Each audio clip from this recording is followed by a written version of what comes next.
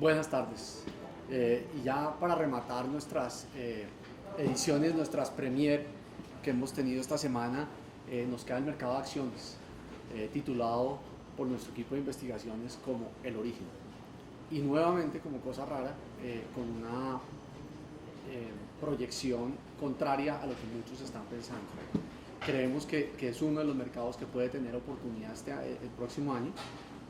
Y bueno, por lo que ha sucedido con este equipo y lo que ha estado pronosticando en este segundo semestre del 2015, pues creo que vale mucho la pena oírlos. Ellos hicieron un ejercicio de escogencia de acciones para el segundo semestre del 2016 del 2015, perdón, que ha sido muy exitoso, y pues la historia que les trae Felipe en esta ocasión creo que les va a interesar mucho y puede ser precisamente cuando la mayoría del mercado está terminando de claudicar en el negocio de acciones, probablemente nosotros empezamos a ver oportunidades en ese negocio como tal. Felipe, bienvenido. Bueno, muy buenas tardes a todos de nuevo. Hoy es nuestra última reunión, la tercera reunión. Creo yo que es la más interesante y la dejamos para el final. Queríamos hablarles a ustedes de acciones al final porque vamos a juntar toda la historia que les hemos contado lunes y martes para cerrarla el miércoles con un tema que es por supuesto supremamente importante, y de hecho hoy mismo es un día difícil. Hemos dicho que esta era la semana más importante del próximo año y pasaba este año, entonces era un entorno apropiado para hablar de estos temas. ¿Qué ha pasado con la historia nuestra en el tema de acciones? Pues que hemos sido muy pesimistas, ustedes lo saben. No hemos sido pesimistas todo el tiempo y les voy a contar un poco qué ha pasado estos últimos años, qué es lo que hemos visto, qué hemos acertado, en qué nos hemos equivocado. Y básicamente como seguir dándoles el mensaje tanto que los dimos el lunes y lo dimos el martes un poco, y es que nosotros queremos estar siempre al lado de ustedes, no al lado del mercado ni al lado de los negocios, sino al lado de ustedes y predecir o tratar de alistar a todo el mundo para lo que se ha estado dando. Y si hay una percepción negativa en algo, pues digamos, ustedes ya saben, es con toda honestidad, y si nos equivocamos es con honestidad, y si no, pues muy bien, porque las oportunidades se están generando mucho. Entonces vamos a arrancar como hemos arrancado cada una de las dos presentaciones anteriores, hablando y leyendo nuestro tablero y hablarles un poquito de qué dijimos este año para el tema de acciones. Pues básicamente están las predicciones del 2015, ustedes las ven ahí. Ya hemos hablado de un montón de ellas, ya les contamos en qué nos equivocamos este año, y el resto, pues todos los chulitos verdes que ustedes ven ahí son aciertos. ¿Cuáles fueron los aciertos de las acciones? Hablamos y creamos una teoría que de hecho en su momento fue muy criticada, y es que si ustedes querían pensar en un año que se iba a parecer mucho al 2015, pensarán en el 2008, y ya tengo un capítulo especial para eso, porque inmediatamente la gente reaccionó, y es difícil, y yo creo que esa ha sido como una gran ventaja. Es difícil cuando la gente trata de hacer análisis o comparaciones históricas, porque piensan que si no sean idénticas, si los factores no son idénticos, entonces no sirve, entonces nunca sirve usar la historia. Y la crítica que nos dieron en el 2008 era como muy fuerte, porque cómo se les ocurre comparar una crisis desarrollada con una crisis emergente.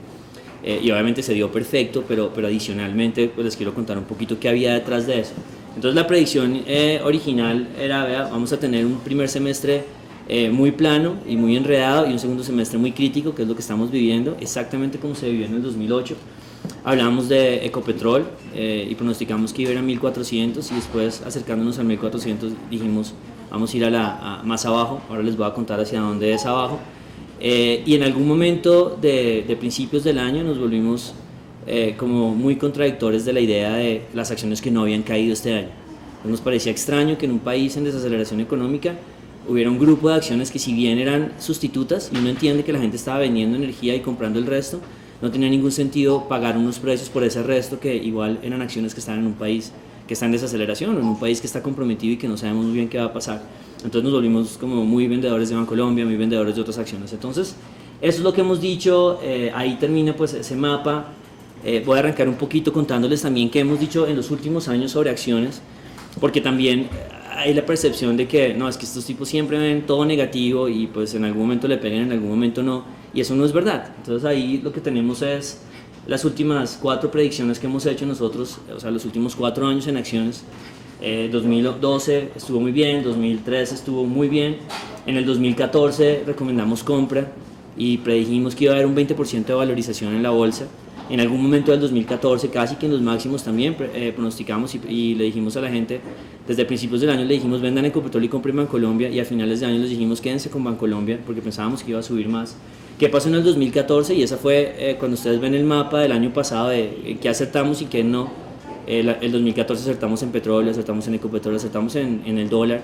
No le pegamos a Bancolombia y al Colcap porque, como ustedes ven ahí en la gráfica, en el 2014 sí se dio la valorización del 20% que estábamos esperando, pero después, cuando se desploma el petróleo, hay una caída y el 2014 terminó positivo, pero marginalmente positivo, y ahí comienza obviamente una cadena de caídas. En el 2015 dijimos, esto es venta, y ahora estamos pensando que en el 2016, y es parte como de nuestro pronóstico, vamos a buscar en el primer semestre el piso. No hemos llegado al piso en las acciones, puede ser un piso bastante más abajo de lo que estamos ahora, de hecho es lo que estamos esperando, pero va a traer muchísimas oportunidades. Este año el equipo de Alianza, y ya esto es directamente para nuestros clientes, hemos generado 30 o 40 trades, ideas de negocio de corto plazo que en promedio han rentado 5 o 6%, eso es 30 por 5, pues, o sea, hemos logrado encontrar muy buenas oportunidades de corto plazo en los negocios.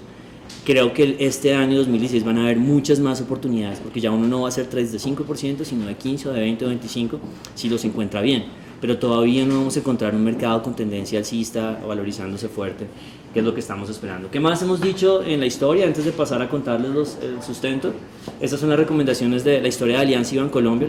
Dado que Bancolombia es tan importante en la bolsa, pues es importante tener una historia de romance y de odio con la acción. Ustedes ven ahí las recomendaciones de compra.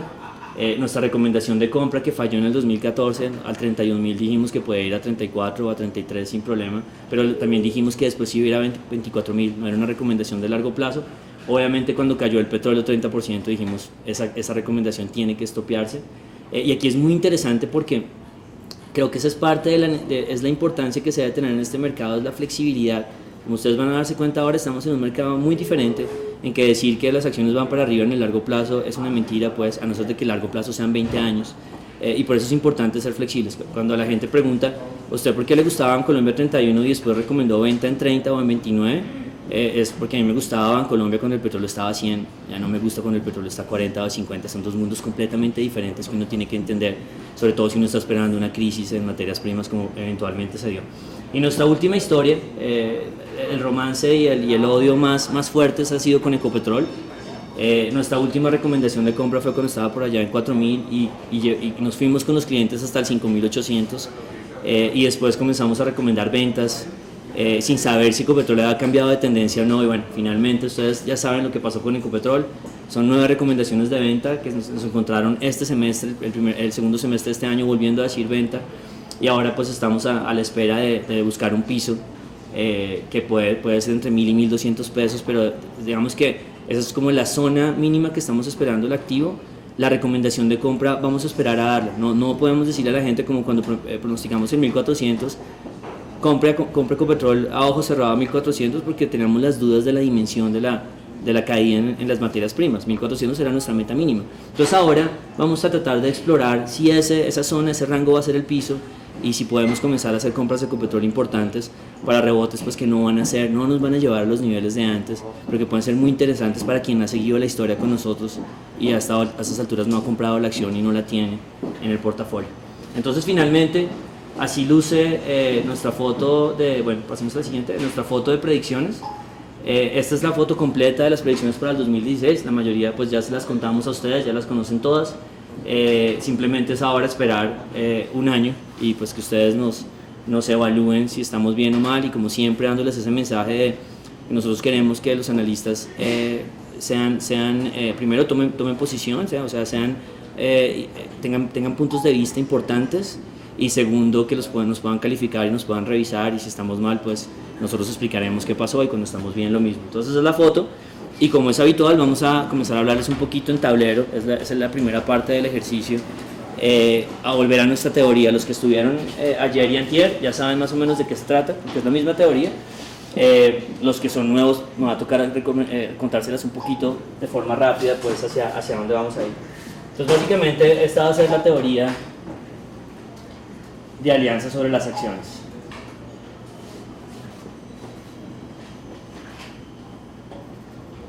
Entonces ustedes ya saben la primera parte, los que no la saben, les voy a contárselas muy rápido, pero el mensaje básicamente, y lo que le hemos dicho es a todos los clientes y a ustedes ayer y hoy, es que cuando las materias primas caen, se quedan abajo un buen tiempo, pueden ser 5 años, pueden ser 10, pueden ser 15, ya lo hemos explicado varias veces, pero eso es lo que hacen las materias primas en cada una de las crisis que ha habido históricamente.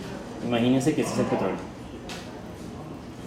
Entonces, básicamente lo que nosotros hemos planteado es que este comportamiento como plano del petróleo va a durar mucho tiempo, como lo ha hecho siempre históricamente, y hemos dicho que puede ser entre un rango entre 60 y 30 dólares, se puede pasar de 60 sí, pero no debería pasarse mucho tiempo, se puede bajar de 30 sí, pero no debería haber mucho tiempo.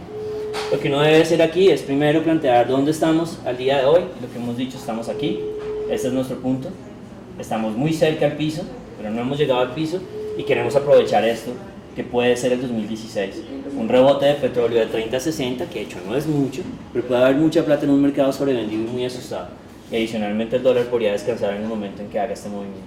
Y también hemos dicho, que el punto B, ustedes ya lo conocen, 5 años después, esto va a demorarse mucho, o 10 años, o sea que mejor preparémonos a saber qué hacer en este comportamiento.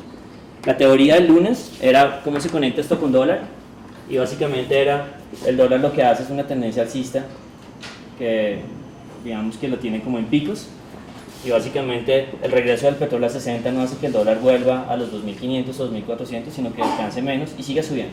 Entonces la historia del dólar ustedes ya la conocen, básicamente lo que nosotros decimos, y es un poco de hecho en contra con como afirmaciones oficiales que hemos oído recientemente y que dicen que si el petróleo se queda quieto, el dólar se queda quieto, eso no pasa, no ha pasado históricamente, no pasa nunca, porque con petróleo a 60 o con petróleo a 30 hay huecos en el país y la devaluación continúa todo el tiempo. Entonces la teoría del lunes era esa, la teoría del martes era cuando uno tiene un comportamiento del petróleo así, el crecimiento económico no va de 5 a 0 en el primer año, como veamos, hay una celebración de que Colombia crece al 3, y obviamente a mí también me interesa que Colombia crezca, pero digamos hay un sentido de que ya se terminó la crisis y lo que pasa con el crecimiento económico es que se cae del 5 al 3, se queda quieto un rato y después eventualmente busca el piso.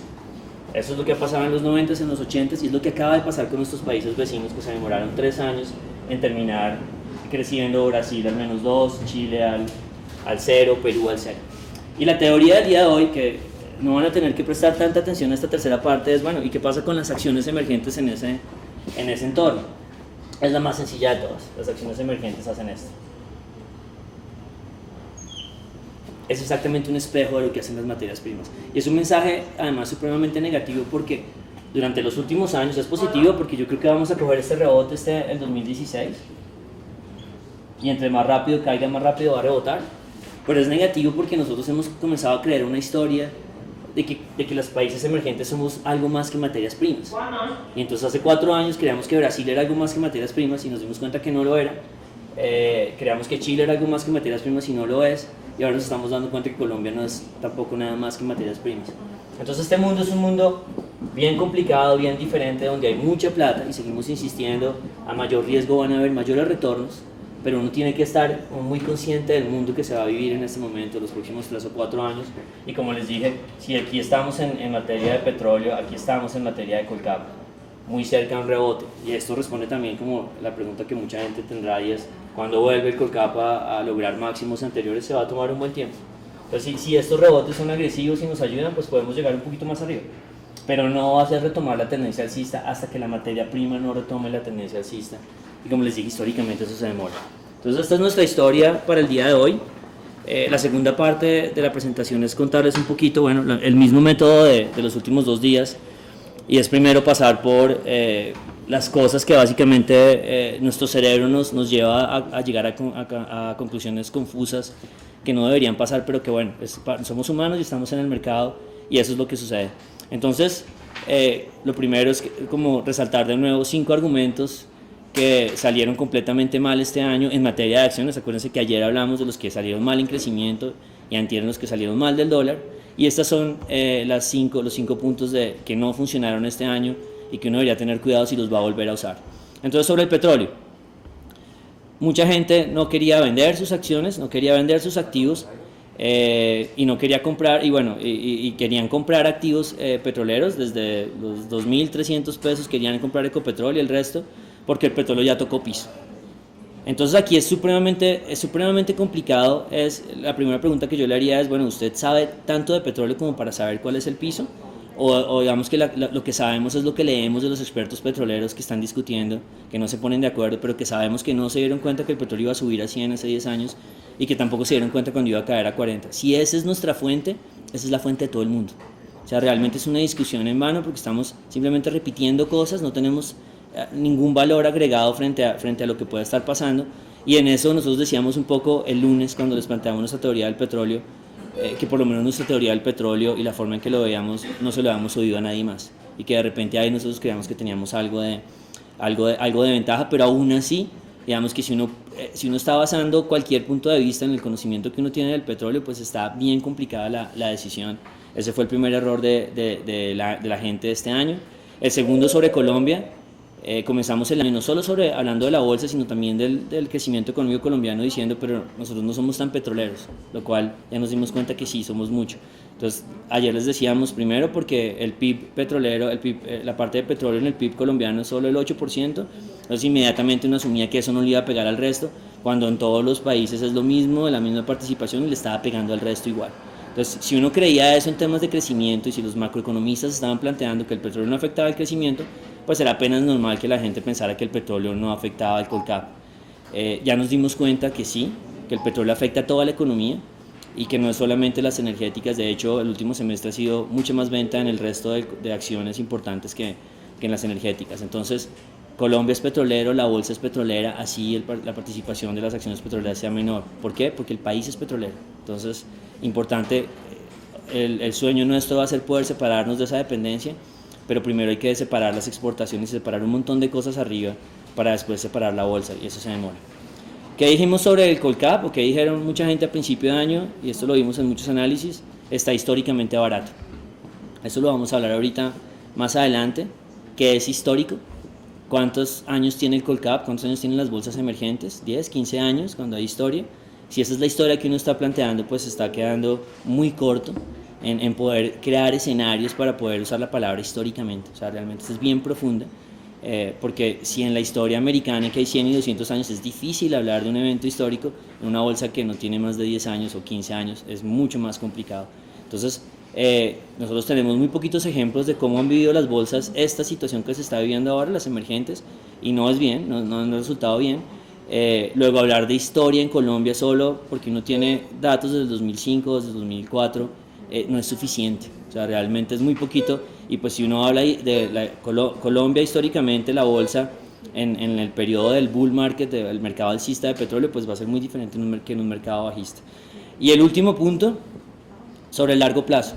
Y este sí es algo que hemos oído muchísimo y que incluso uno en algún momento lo dirá como gancho de tratar de que alguien compre acciones y no lo debería hacer, y es: las acciones son una inversión de largo plazo. Ni siquiera las acciones en los países desarrollados son una inversión de largo plazo, a no ser de que uno esté hablando de 20 años. Si uno le está vendiendo a un cliente y le dice usted no va a volver a ver las acciones en 20 años, es largo plazo y es válido.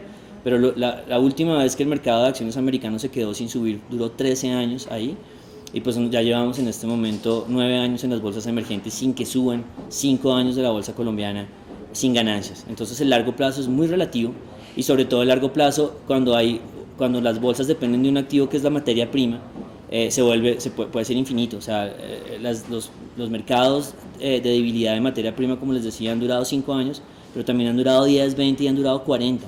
Entonces es bien complicado usar la palabra de largo plazo cuando uno está en una bolsa que tiene un activo que está supremamente ligado a la materia prima, como hemos explicado, porque funciona diferente. Entonces, bueno, esas son como las ideas. Algunas de ellas vamos a pasar ahorita más adelante.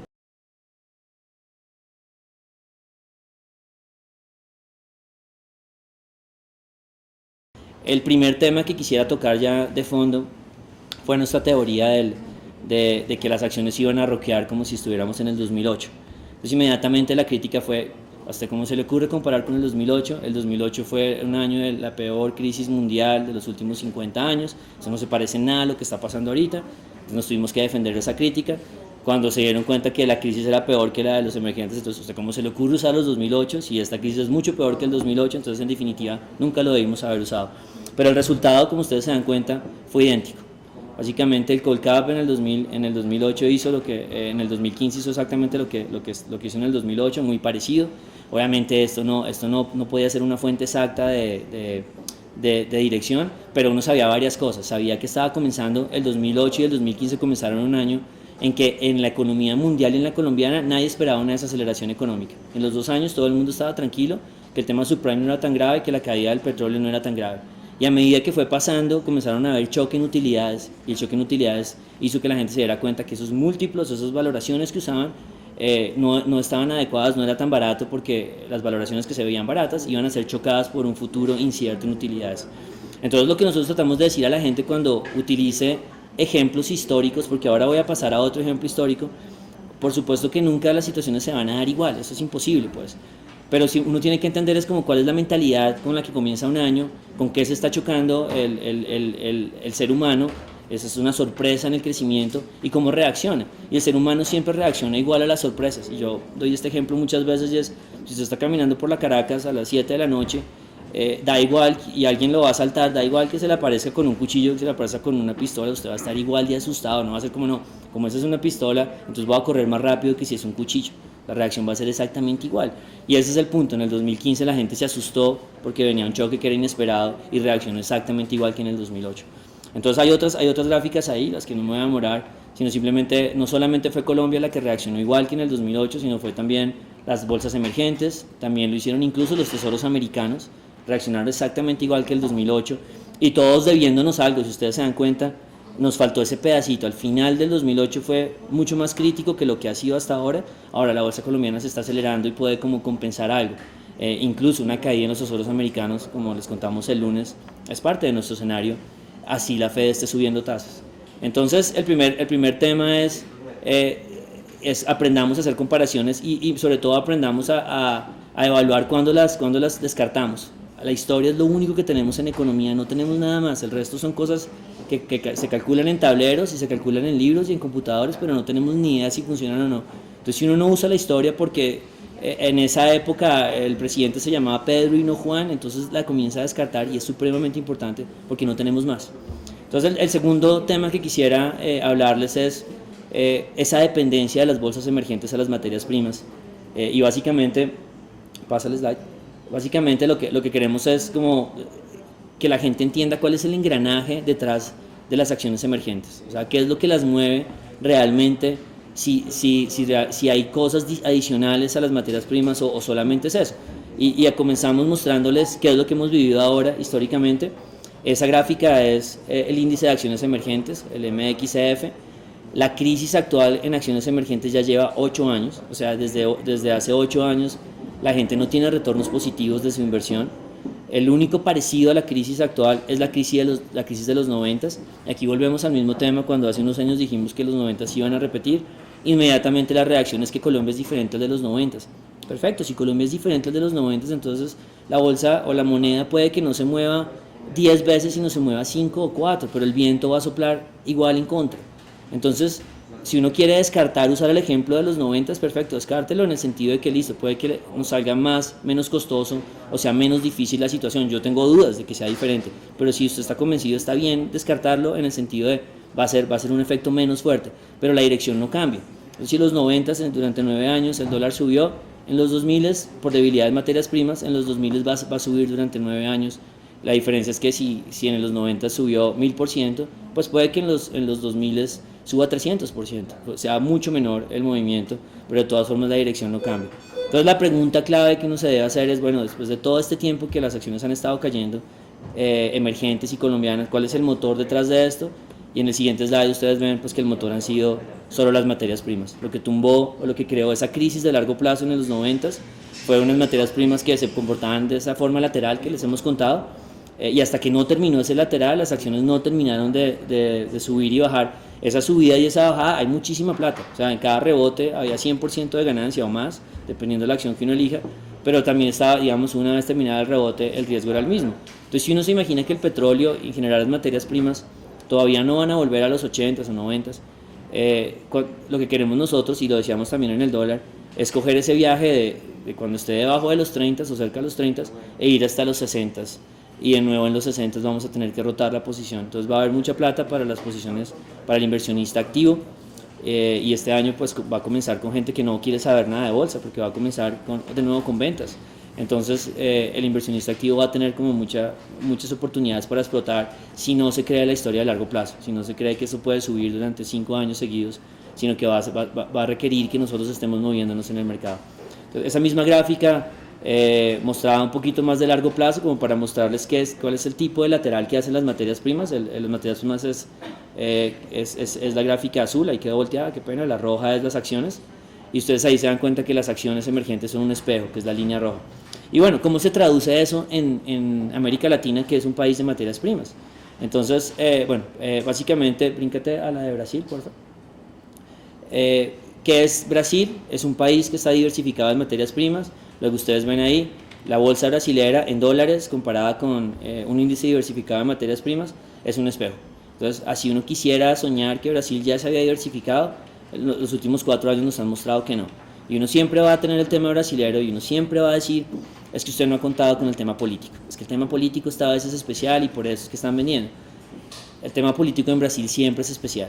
Cuando las bolsas se cayeron en el 98-99, que fue también una caída de materias primas, después llegó el 2002 y fue cuando Brasil giró a la izquierda. Y en ese momento, pues la excusa es que la crisis del 2002 y la del 99 es un tema político muy especial. Y siempre se repite que al final que tenemos un país que ha hecho 8 defaults en 100 años, cada 15 años hace default, siempre tiene un tema político especial, lo que hace que el tema político sea el mismo, no sea especial. Entonces la caída está detrás de las materias primas. Si las materias primas no estuvieran cayendo, no se habrían encontrado huecos en Petrobras, no hubiera pasado nada de lo que está pasando y seguiríamos tranquilos acumulando eso que se estaba viviendo. Entonces está Brasil, entonces uno dice, bueno, Brasil es especial, pero entonces uno mira Chile y la correlación con Chile y cobre es toda. Entonces volvemos a la misma historia. Chile, un país que ha hecho muy bien las cosas y que está varios pasos adelante de nosotros en desarrollo económico, tampoco se ha podido liberar de su correlación con cobre. Seguro que hay compañías, seguro que hay empresas muy interesantes que no tienen absolutamente nada que ver con el cobre, incluso pueden ser empresas que sean totalmente anticíclicas, que les convenga la desaceleración económica en Chile y la caída en las bolsas, pero es lo mismo. Realmente la bolsa no se va a recuperar si el cobre no toca piso. Y esto ustedes ya van viendo hacia dónde estamos apuntando la presentación, y que ha sido como el miedo que hemos tenido nosotros lo hemos planteado desde hace 4 años, pero nuestra recomendación clara fue a principio de este año, y es, una vez la corrección en materias primas coge velocidad, uno no puede tratar de adivinarla, es difícil pues, y yo al final voy a plantearles una teoría de eso, de tratar de adivinarla, pero básicamente digamos que la caída ya está muy adelantada. Por eso en el 2015 nosotros no teníamos ningún interés en saber cuál era el piso. Aparte, nuestro estudio histórico nos decía que no estábamos cerca al piso. Entonces uno ve cobre y Chile, y finalmente uno ve Colombia y el petróleo. Entonces ahí esa gráfica del Colcap, que es la línea azul es el Colcap, hay una pequeña separación, que es una separación inmensa en el 2007. Acuérdense que en el 2007 y 2008 Colombia hace control de capitales y ahí sí se desconecta de las materias primas, pero eso no es como uno se quiere desconectar de las materias primas, prohibiendo la inversión de los extranjeros. Uno quiere desconectarse diversificando la base de producción. Pero es lo mismo, ustedes se dan cuenta, ese Colcap está en dólares y ustedes ven que la correlación es completa. Entonces aquí vuelvo a apuntar al tema, y es, si nosotros queremos o creemos que hay un piso en la bolsa colombiana, tenemos que tener una teoría sobre el petróleo, y de nuevo tenemos que tener una teoría que por lo menos no sea repetir lo que uno lee en los periódicos, porque eso ya el mercado lo sabe y aún no ha decidido hacia dónde coger. Ese es el segundo tema. El mensaje es fuerte, o sea, el mensaje es, hay muchas oportunidades, pero la región emergente sigue teniendo un papel muy particular en el mundo, y es un papel de producción de materias primas, y no ha logrado separarse como de esa etiqueta que tiene. Entonces es importante, cuando las materias primas están constantes, no importa, uno puede hacer otro tipo de análisis y puede mirar compañías y puede mirar un montón de cosas más, pero si las materias primas están cayendo, es lo único que uno puede mirar, no hay nada más, la correlación es completa. Eso nos lleva a nuestro tercer tema, es hablar un poquito ya de números colombianos, antes de pasar a nuestra teoría del petróleo y redondear la presentación, abrir el micrófono para preguntas. Les recuerdo, las preguntas las pueden poner en los chats del webinar que estamos haciendo. Las preguntas van a ser estratégicas, nosotros no vamos a responder preguntas de compañías en particular, probablemente podemos hablar un poquito de Ecopetrol en Colombia, pero van a ser más de mercado estratégico total, digamos. Si quieren hablar de compañías en particulares, pues contáctenos como clientes y podemos hablar de nuestro tema, pero esto es estrategia, yo soy estratega, pues si ustedes básicamente se han dado cuenta estos 3 días que lo que yo uso con el análisis, lo que busca mi área principalmente, la mitad de mi área, es tratar de mirar hacia dónde va la fuerza de los activos, y después tenemos otro grupo de gente que se encarga en escoger activos. Digamos, si no veo fuerza en un activo, pues la escogencia va a ser en escoger cuál es la que menos se va a desvalorizar, pero sabemos que todas van a ir en ese mismo rumbo. Entonces el último tema es hablar un poquito de qué es lo que pasó en Colombia, y lo hemos llamado Cocinando Ranas en Colombia, que así se va a llamar los títulos de nuestras presentaciones todo el 2016. Y esto lo hemos usado para explicar a la gente el tema económico, el tema del dólar, que decían el dólar no puede subir tan rápido, el dólar estaba subiendo o siempre ha subido igual que lo hizo antes en la crisis de los 90. En cuanto a crecimiento, bueno, planteábamos que íbamos a depender mucho de petróleo. Y el tercer tema, el de hoy, es hablarles un poquito de qué ha pasado con la valoración de los índices o del mercado completo en el Colcap durante este periodo. Y el mensaje de Cocinando Ranas sigue siendo como el hecho de que uno esté viendo que hay eventos que están cambiando de forma importante durante mucho tiempo y todavía pensamos que no ha pasado nada, todavía pensamos que la gente está como extraña, todavía hay muchísimos analistas que desde el 2200 en el dólar hasta el 3000 y pico dicen que eso es volatilidad o sobrereacción. Ya en algún punto tiene que dejar de ser volatilidad, sobrereacción tiene que ser algo real, o si no, o si es solamente sobrereacción, pues nuestro trabajo es tratar de coger esos 1000 pesos de sobrereacción. No puede ser que simplemente es la gente que está con mucho miedo, pues algo, si es solo miedo, pues nuestro trabajo es predecir el miedo, no es así, pues cuando ya el movimiento llega a ser 50% o 100% en activos. Entonces, ¿qué pasó en Colombia con el tema digamos, de la valoración? Entonces ustedes lo que ven ahí es el Colcap, que es la línea roja, y lo que está abajo es muy general para tratar de decirle a la gente cuándo la bolsa colombiana está barata y cuándo está cara. A principio de año usábamos el tema de la trampa de valor, y le advertíamos a la gente que era un riesgo gigante comprar unas acciones que parecían baratas, pero que uno no sabía, eran baratas solo si no había un choque en la economía. Y si había un choque en la economía, eso es lo que se conocía con la trampa del valor. Y tratábamos de explicarle a la gente que la trampa del valor se ha vivido durante 3 años en Rusia, durante 4 años en Brasil, que ya la hemos vivido en todos los países vecinos, y que lo normal era que si ya se había caído el petróleo y la desaceleración económica en Colombia venía, pues que la trampa del valor se iba a volver un tema aquí. Entonces, ¿qué es la trampa del valor? Básicamente que uno ve múltiplos, en ese caso es la línea azul, de relación precio-utilidades en 17 o 16, que fueron muy parecidos a los mínimos de múltiplos en la crisis del 2008, y entonces uno inmediatamente dice las acciones están baratas, o sea, no hay nada que hacer, están baratas. Y después uno le pregunta a su macroeconomista de cabecera, pues que la mayoría decía Colombia va a crecer al 4, entonces de verdad suenan baratas y ese es el entorno. Pero después uno comienza a darse cuenta que hay un choque en utilidades gigante, y al final lo que hace ese choque en utilidades es que lo absorbe totalmente el precio de las acciones. Entonces el múltiplo puede que no cambie mucho, eso es lo que ha pasado en los países emergentes, y es que las acciones llevan baratas 3 o 4 años, pero han seguido cayendo porque las utilidades de las compañías siguen bajando y los precios de las compañías siguen bajando. Entonces las acciones llevan baratas 3 o 4 años, pero el precio de las acciones ha caído 20 o 30 o 15%. Entonces aquí, y es muy importante, cuando uno elige como del paquetico de herramientas que uno quiere utilizar para decidir si compra acciones o no, uno tiene que tener, pues digamos, tiene que tener muy en cuenta cuando uno usa el destornillador y cuando necesitas un martillo y cuando necesita otro. Y ese es como el punto de dedicarse a valorar compañías durante todo este año y decir que son baratas, porque es muy difícil decir que son baratas porque nadie sabe hasta dónde se va a acelerar la economía. Nadie sabe el riesgo de crédito del país hasta dónde va a subir. Nadie sabe qué va a pasar incluso con tasas de corto plazo como la inflación. Nadie sabe qué va a pasar con el precio del petróleo. Entonces, todo depende de lo que cada uno de nosotros piense que va a suceder eso, y ahí cabe todas las posibilidades. Entonces, en el paquetico de herramientas que uno utiliza, la valoración de compañías en un momento de cambio de ciclo de materias primas es algo que uno va a usar. Lo puede usar para escoger compañías que uno cree que van a ser golpeadas menos, es válido, no para que vayan a subir. Y el otro elemento es que uno lo va a usar cuando las compañías se comiencen a recuperar. Ahí va a ser supremamente importante saber los números de las compañías, ver cuál es más resistente y escoger como siempre las más sanas, las que mejor aguantaron la desaceleración. Pero no era la herramienta para decir que las acciones no iban a caer. Básicamente había que utilizar otras cosas, había que utilizar el martillo, que es el análisis de ciclos, había que utilizar el borrador, pues cualquier otra cosa que le dijera a uno en dónde estamos, en el análisis histórico, todo esto. Entonces, esa trampa del valor se ve en el siguiente gráfico de la misma forma. Abajo está esa fluctuación de los múltiplos de la relación precio-utilidades, y la línea roja es el cambio anual en las acciones. Entonces este año el Colcap va a terminar con una caída del 27%. Y ustedes, las barras grises que ven ahí, es el cambio en las utilidades. Entonces el mensaje que les queremos dar, o que les estábamos dando desde el principio de año, es: todo lo que caiga en las utilidades se van a traspasar directamente al precio de las acciones, y las acciones van a parecer igual de baratas que estaban al principio de año, y igual de inútil la herramienta, digamos, en ese proceso.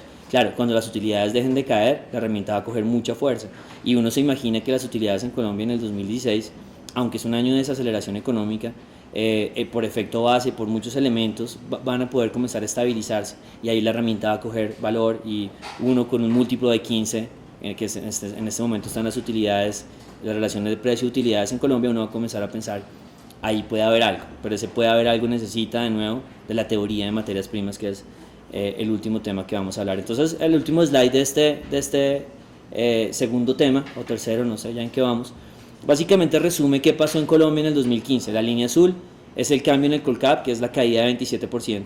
Ese cambio en el Colcap está hecho de dos mitades: una mitad del derrumbe en utilidades, que puede ser del 15 o del 20%, y la otra mitad del derrumbe en múltiplos. Ahí, en ese caso, el área roja, que son las utilidades, es lo que yo les decía: lo que caiga en las utilidades se le transfiere al que tiene las inversiones, y la caída en múltiplos se lee como el miedo que comenzó a coger el mercado durante el año. Entonces, antes estaban dispuestos a comprar compañías que pagaran un 18 de relación entre precio y las utilidades, ahora un 15, o sea, el mercado tiene más miedo, y bueno, no le interesa que ese cambio en múltiplos sea importante, sea grande, porque esa acumulación de miedo es algo que uno necesita para comenzar a detectar el piso del mercado. Entonces ese es el cuarto tema, y yo creo que vamos bastante bien para nuestro último tema. Nuestro último tema es un tema que ya hablamos el primer día, y es la teoría del petróleo. Tuve que volver a traerla porque no hay forma de predecir Colombia si no les contamos la historia del petróleo. Entonces me disculpo con la gente que ya lo oyó, de pronto voy a tratar de usar ejemplos diferentes, pero la gente que no lo ha visto, pues creo que es válido que lo oigan. Entonces el mensaje en tema de materias primas es: primero, todas las materias primas son iguales, el petróleo se mueve igual que el oro, y todos pueden tener separaciones de semestres o de años, pero es muy poco lo que pueden tener, y se mueven así. Entonces lo que les hemos explicado a la gente es que si usted mira 200 años de petróleo, solo durante 9 años el petróleo estaba en 100. Es una cosa extraña. Y también en 80 o en 70. Predecir petróleo a 70, 80 en los próximos 4 o 5 años es pensar que la historia no se va a repetir, que esto es un escenario nuevo, y que realmente el petróleo puede crear una burbuja después de haber terminado una recientemente. Y cuando ustedes ven esa gráfica, reciben un mensaje como mucho más filosófico de largo plazo, y es: las materias primas no tienen un valor intrínseco. O sea, una compañía lo tiene, una acción la tiene, uno sabe que está creando valor, están procesando algo, y tienen un mercado. Pero con las materias primas no. Las materias primas un día valen 100, otro día valen 10, y el otro día valen 50. ¿Por qué? Porque dependen mucho de un escenario, de toda una formación especulativa que se les voy a contar ahora, pero no tienen ese valor intrínseco. Y es tremendo, o es bien difícil, cuando la bolsa de uno depende de un activo que se comporta así, que no tiene una tendencia alcista todo el tiempo, que todo el tiempo no va ganando valor, sino que va cambiando por ciclos, porque comienza a entender uno que cuando uno tiene solo acciones de la bolsa colombiana y no tiene una diversificación, pues solo está expuesto a una materia prima, y la materia prima no tiene la historia del largo plazo. En el largo plazo no siempre sube, y eso es un mensaje pues bastante fuerte. Pero lo más importante de mostrarles ese gráfico es que vean los descansos. El último descanso del petróleo, 80s y 90s, duró 20 años. El petróleo venía de 100 también, no es que el 100 es algo nuevo, y llegó a 10, y se demoró entre 10, 30, 10, 40, 10, 50, un buen tiempo. Lo mismo lo hizo durante 40 años antes de la burbuja de los 70, bueno, y ha sido la secuencia siempre. ¿Cuánto es el ciclo más cortico del petróleo abajo? 5 años. Sería muy bien si fueran 5 años ahora, lo sacaríamos pues bastante barato dentro de este escenario. Esto es lo importante tener en cuenta, el mensaje que les queremos dar con el siguiente slide, que es un poquito enredado. De hecho no lo mostré la vez pasada, pero quiero mostrarlo ahora como para abrir la puerta a cómo crea uno portafolios en general en el mundo en esta situación. Digamos que el mensaje de aquí es que eso que pasó en los 70s, esa montañita que ustedes ven ahí, y la montañita de los 2000 tiene la misma raíz. Y si uno entiende cuál es la raíz, se vuelve un poco más fácil tratar de predecir cuál va a ser el piso pues, de la evolución que estamos viviendo ahora. Y aquí voy a entrar en una teoría que, de nuevo, les pido como paciencia, porque esta no la había mostrado antes, pero voy a completar toda la historia, y esto como toda la raíz de la teoría de alianza sobre los activos financieros, es solo de nosotros, digamos, y la hemos comenzado ahora a conocer en donde nos escuchen, pues no solamente en Colombia. Y lo que hemos tratado de decirle a la gente es que tiene unos ciclos muy marcados. Los ciclos de las materias primas que ustedes acaban de ver en el gráfico anterior están muy ligados al ciclo de las acciones americanas. Entonces ustedes en esa gráfica vuelven a ver el petróleo y vuelven a ver la burbujita que es la azul y vuelven a ver la otra subida que es en los 2000, y ahí les muestro el oro también como para decirles, no es solamente el petróleo, son todas las materias primas las que hicieron esas dos burbujitas, y les muestro arriba las acciones americanas, que es la línea negra.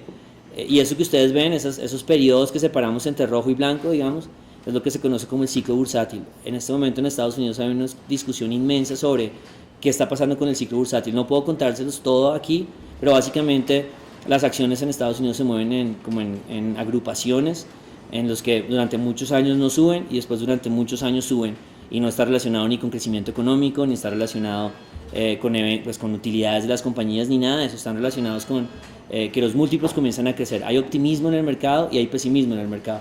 Básicamente lo que nosotros le hemos querido insistir a la gente es que esos periodos de debilidad de las acciones americanas coinciden con un gobierno americano tratando de salvar su economía, que es exactamente lo que hemos vivido los últimos 10 años o 13 años.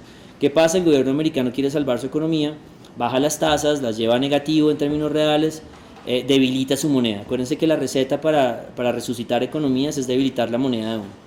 O sea, uno quiere devaluación. En ese caso, en cada una de las áreas rojas, Estados Unidos comenzó a debilitar su moneda un montón. Y fíjense que precisamente cuando debilita su moneda es que surgen esas subidas en materias primas. Y aquí viene como la segunda etapa. Hay papers escritos, documentos escritos sobre esto, que tratan de conectar los dos, el elemento del dólar con las materias primas de la forma contraria a la que uno se imagina que es en Colombia, ¿no? Lo que estoy diciendo es que en el mundo el dólar se fortalece primero y después las materias primas caen. En Colombia uno está pensando es al contrario, que las materias primas caen y el dólar sube. Lo que pasa en Colombia ese es un segundo coletazo. Lo que pasa en Colombia es que finalmente es como un boxeador que le dan dos golpes. El primer golpe es que el dólar se pone fuerte a nivel mundial, no importa si usted es exportador o importador de petróleo. Ese primer golpe hace que suba el dólar en Colombia. El segundo golpe es que como el dólar hace debilitar las materias primas, que es lo que les voy a mostrar en el siguiente gráfico, Colombia, como es exportador de petróleo, recibe un derechazo y después recibe un izquierdazo. Y por eso la moneda se mueve tan agresivamente hacia arriba, pues porque los dos elementos hacen que haya devaluación en Colombia. Entonces, finalmente nuestro mensaje ha sido, aquí es donde uno entiende por qué la gente sustituye y vende acciones en Colombia y compra acciones en Estados Unidos, porque es lo que ha hecho siempre históricamente. Apenas Estados Unidos coge velocidad, inmediatamente la sustitución es perfecta, vende materias primas y vende emergentes. Y la forma más fácil de mostrarles esa gráfica, esta mezcla, es con la siguiente gráfica, y es una gráfica que aquí me la quitan cada vez y yo la quiero volver a poner porque tiene un mensaje muy importante, pero es enredada, pues. Pero básicamente lo que les quiero mostrar es que ese activo, el dólar a nivel mundial, es el que mueve las materias primas. Y yo sé que esto es enredado para cualquier persona porque uno siempre se imagina que es al contrario en Colombia, pero lo que ustedes ven ahí es la línea roja, es el dólar a nivel mundial, no es el dólar colombiano, pues es el dólar a nivel mundial, y ustedes ven que todo el viaje del petróleo a principios del siglo, desde los 20 hasta el 150, lo hizo siguiendo la política americana de debilitar su moneda, o sea, la línea roja cayendo. Y lo que hemos vivido ahora, los últimos años, es que la moneda americana se comienza a fortalecer, inmediatamente el petróleo, ahí me disculpo, el petróleo está invertido, hacia abajo está subiendo, la línea azul, y hacia arriba está bajando. Pero digamos que lo que les quiero mostrar ahí es que el espejo es perfecto. Esto no deja, digamos, dudas de que el efecto es lo que tumbó las materias primas, lo que tumbó el petróleo, es la política monetaria, es lo que está pasando con el dólar a nivel mundial. Y si uno entiende eso, yo siempre he insistido, está 99.9% por encima de los expertos petroleros que están enredadísimos este año tratando de explicar al principio que íbamos a ir a 80 y ahora no saben cómo manejar los inventarios porque a veces le dan para arriba o le dan para abajo. Es la política monetaria la que está debilitando. Y el ejemplo ya más cotidiano para poder seguir adelante con el tema y ya terminar con la historia. Imagínense que el petróleo vale $100 y hay una sola tasa de cambio en el mundo y supongamos que vale 1000. Entonces cada barril vale 100.000. Ahora, como les estoy diciendo, el dólar se mueve primero que el petróleo. Ahora supongan que el dólar se mueve de 1000 a 2000. Entonces cada barril en ese momento va a valer 200.000. Imagínense que el petróleo nunca cayera con ese movimiento. Significa que los que venden petróleo en cuestiones de 2 meses ya lo venden al doble de precio. Y que los que compran petróleo ahora tienen que pagar el doble de precio. Eso no puede pasar.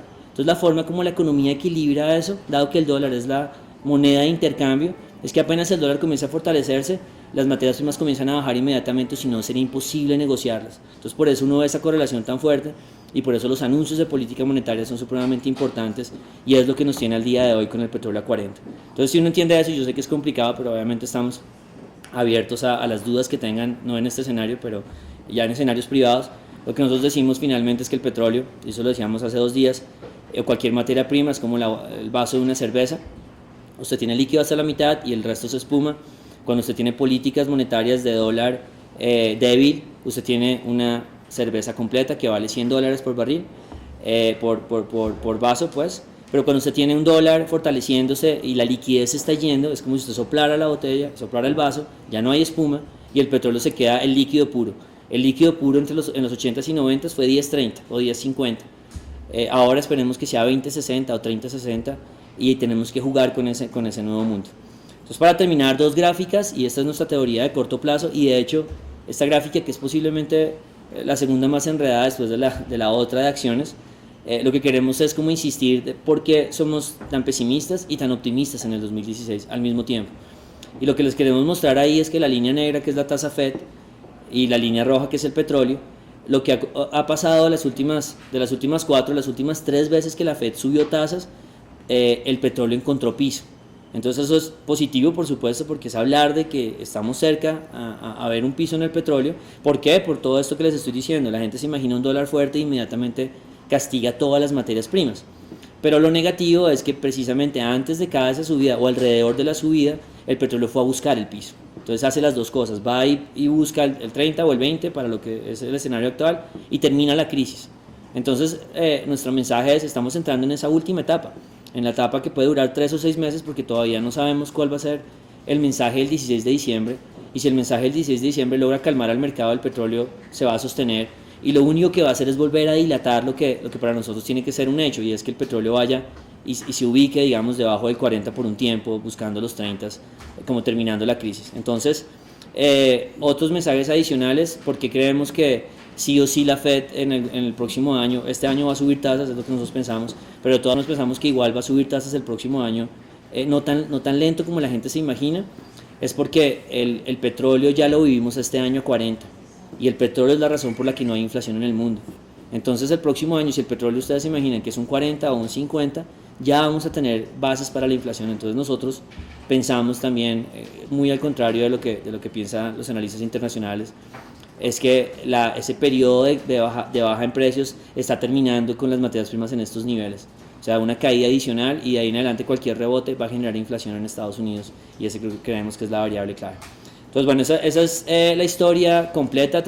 Son muchos temas, por supuesto. Lo que decimos es, estamos abiertos para hablarlos con ustedes, el que quiera contactarnos. Aquí en este espacio para las preguntas vamos a hablar como más de esos temas globales estratégicos.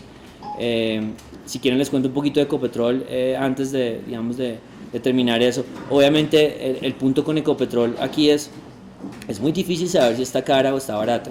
Lo que sí sabemos es, y todo el mundo lo tiene claro, y es que Ecopetrol no es que tenga las reservas más grandes de las compañías petroleras. Luego es una compañía que en este momento, y que ha sido así durante los últimos 4 años, es una compañía que se defiende mucho por sus utilidades. Cuando llegó Ecopetrol a 6.000 pesos o casi 6.000 pesos, es porque tenía utilidades creciendo al 100% o al 80% a nivel anual. Y ahora tiene ese problema. Entonces, ¿qué le va a dar piso a la acción? Por supuesto, un piso en el petróleo. que nosotros creemos que está cerca, y por eso pensamos que entre 1000 y 1200 Ecopetrol va a comenzar o va a encontrar un gran piso. Y adicionalmente necesitamos que las utilidades comiencen a resistir. Las cosas que están haciendo Ecopetrol son dirigidas a eso, a resistir cualquier embate que pueda tener adicional el petróleo y se pueda mantener la compañía con utilidades. Entonces por eso, más bien, y yo creo que es lo interesante cuando nosotros hablábamos de 3000, 2000 y ahora de 1000, era que la gente siempre decía, no, pues a 2000 yo la compro seguro, a 3000 la compro seguro. Y nuestro mensaje siempre era, lo difícil cuando llegue el precio ahí es comprarla. Porque cuando llegue el precio ahí seguro que las razones van a ser tan fuertes para haber llegado ahí que nadie va a querer comprarlas. Entonces estamos comenzando a buscar razones para comprar. Necesitamos obviamente que se desarrolle más esa última caída en petróleo que estamos buscando. Y por supuesto, como siempre, que la acción comience a ser atractiva desde un punto de vista de dividendos. Aunque sabemos que la compañía va a reducir lo que quiere repartir, pero de todas formas, dado que no es una compañía en que uno esté comprando petróleo pues en cantidades todavía, esperemos que eso cambie, el dividendo sigue siendo importante. Entonces entre 1000 y 1200, pensando que el próximo año nos esté pagando 50 pesos en dividendo o algo alrededor de eso, comienza a encontrar un dividendo que puede ser interesante para sobrellevar la compañía hasta que el petróleo comience a por lo menos a estabilizarse y a buscar algo más arriba. Ahora sí abrimos la puerta pues a preguntas y tenemos 10 minutos para preguntas.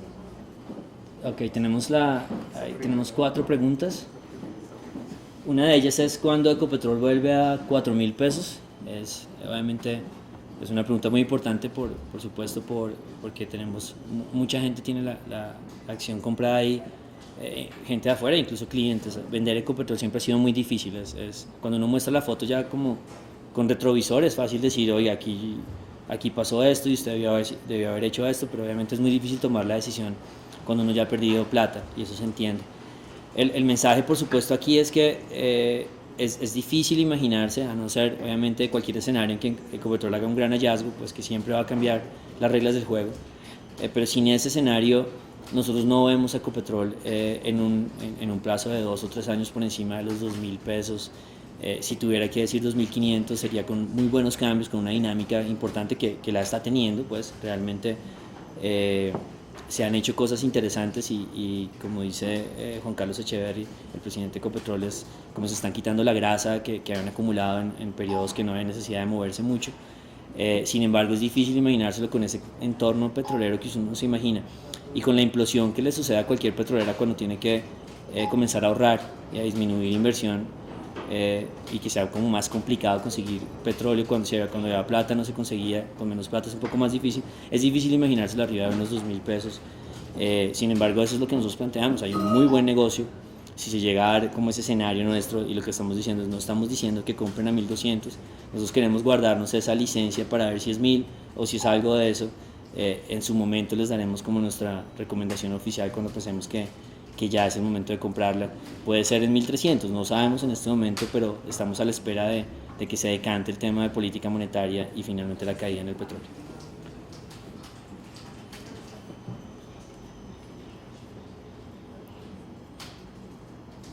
Sí, esa es una pregunta muy interesante. Nos están preguntando si usted piensa que es solo política monetaria, entonces ¿cómo puede explicar que de verdad sí haya un problema de sobreoferta petrolera? O sea, realmente es coincidencia que precisamente cuando el petróleo se caiga, Estados Unidos se vuelve líder en producción, y por supuesto que no. O sea, lo que yo quisiera como transmitir aquí, y ese es el choque entre el pensamiento de lo que uno le enseña en la universidad como economista y el choque de lo que yo estoy tratando de transmitirles, porque las gráficas son lo que son, no es nada más.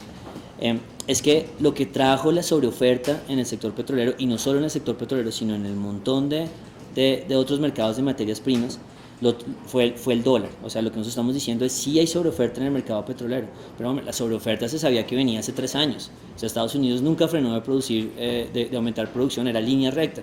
Eso era muy sencillo, entre comillas, saber pues que el sector petrolero estaba totalmente entrando en un periodo de sobreoferta. Fíjese que exactamente el petróleo cayó en septiembre del año pasado cuando se da el anuncio de política monetaria. Entonces el detonante clave fue la política monetaria, la sobreoferta, y en algún momento cuando haya sobredemanda, pues asumiendo que todos estos cambios en algún momento controlen la producción de una forma sostenida, son cambios muy lentos, que toman mucho tiempo. Y como le digo, fueron detonados por el precio alto. El precio alto fue el que hizo que los productores americanos y los restos de productores se encontraron allá en 100. No lo creó la dinámica económica, es lo que yo estoy planteando. ¿No? Yo estoy planteando que no es China, sino es la liquidez que terminó irrigando a China y China terminó jalonando la demanda de materias primas. Yo lo estoy tratando de decir es que la raíz es monetaria, el resto son solamente multiplicadores. Entonces sí hay un tema de sobreoferta de producción a nivel mundial, no solo en el sector petrolero, en el resto de materias primas, y si uno quiere mirar el tema de sobreoferta, entonces más bien pregúntese más bien por qué lleva el mercado de cobre 3 años sin poder resolver la sobreoferta con precios débiles, que es más preocupante aún, porque eso es un mensaje de cuando se tiene sobreoferta se demora muchísimo tiempo en resolverlo. Entonces como que le recomendaría volver a la gráfica, 20 años de historia mostrando que el piso del petróleo siempre lo trae una medida de política monetaria, como conectar eso sabiendo que toda la historia oficial, que es que hay muchos barriles y muy poquita gente que los consuma, es una historia que existe hace ya varios años y que cuando se resuelva se va a tomar mucho tiempo en resolver, mucho después se va a resolver eso de que el petróleo ya ha rebotado. Pero sí es verdad que hay sobreoferta en todos los mercados de materias primas.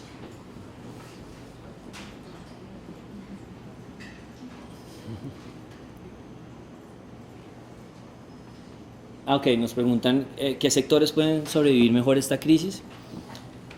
Hay una teoría económica de qué sectores funcionan mejor. En Colombia no funciona tan bien, funciona más o menos, pero no funciona tan bien. Básicamente lo que le dicen a uno en una desaceleración económica es que al principio de la desaceleración uno invierte en compañías de consumo básico o en servicios, que ha funcionado relativamente bien en Colombia, pero obviamente las compañías de servicios se han sostenido también por negocios particulares, como no sé, está el tema de Isagen, está el tema de EVE, hay mil cosas que también las han sostenido, pero la teoría le dice a uno que ahí uno se cubre. Como ustedes se dan cuenta, ha servido de cobertura en Colombia, básicamente sí ha servido, pero como han habido negocios particulares, uno no sabe qué tanto es el negocio que incide, o sea, qué tanto es que se tiene una perspectiva de vender EVE a cierto precio, y qué tanto es que como tal el sector es resistente, pero es verdad, esa es como el portafolio que uno quisiera tener, y ese es el portafolio que nosotros armamos en Alianza este semestre, este año, fue compañías de servicio que pues nos fue muy bien comparado con el resto del mercado, obviamente aprovechando también los negocios también los conocíamos, entonces eran dos cosas que sumaban. La teoría después le dice que lo segundo que uno compra, y es un poquito más adelante, yo creo que estamos cerca de eso, es sectores financieros o consumo un poquito más discrecional, eso es como lo segundo que uno compra. Entonces por eso nos parecía raro que eso no hubiera caído, porque si no ha caído pues no lo podemos comprar. Eso es el segundo sector, ese creo que es el que nos va a dar la señal más interesante, y es en el momento en que Bancolombia comience a situarse con fuerza bajo el 22.000 o vaya a buscar 20 o 18, que son como zonas en que puede estar tranquilamente. Cuando uno ya vea que el sector financiero ha corregido, ese es el segundo sector que uno comienza a entrar. Y la teoría dice, pero aquí en Colombia va a ser diferente, que el tercer sector, el último que uno prueba, es el sector de construcción y el sector de energía, pues. Pero como la crisis aquí inició, por un lado, por el lado de energía, entonces pues ese sector de hecho va a ser de los que van a rebotar, o van a tratar de ser más flexibles y van a tratar de coger el piso petrolero más rápido. Pero digamos que la teoría le dice a uno, ese es el último sector que uno prueba. Y lo que sí es contradictorio es que es el sector que la gente probó más durante estos 2 años. Pero ese sería como el último, pero yo pensaría que puede rebotar al tiempo que rebote el petróleo, al tiempo que reboten las financieras. Y las cementeras es lo que recomiendan comprar de último, pero de nuevo, para el caso colombiano es diferente por la exposición que tienen ese sector al dólar, por los negocios que hay internamente. Entonces, de hecho, ese podría ser uno de los sectores como más blindados, entre comillas, y cuando uno usa la palabra blindaje en Colombia es que cae menos, pues no, es muy difícil encontrar algo que no caiga cuando hay estos movimientos.